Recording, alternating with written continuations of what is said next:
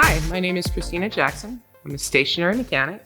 I've been doing this for almost 2 years, and my sponsor is the local 953.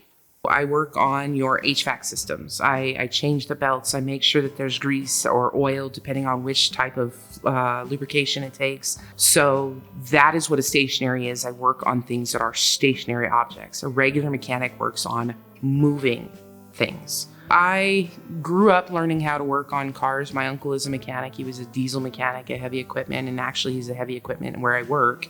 I was working in a cafeteria for the schools. I was a cook there.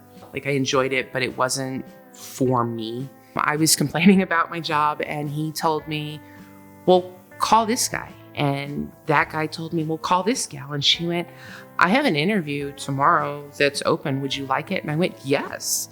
So for the stationary mechanic, the apprenticeship is 3 years, and you have progressions at every 1,000 hours.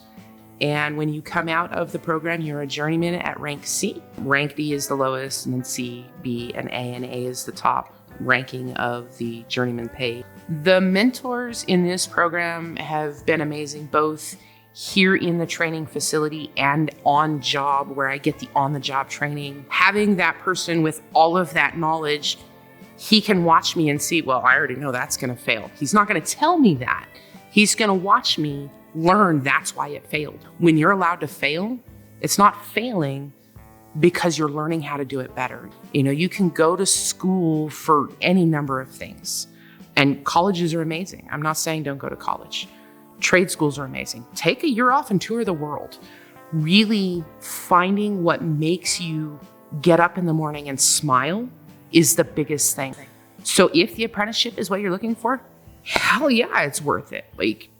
Come be here, because the amount of support and life help that you get and the assurance that there is something there for you is totally worth it.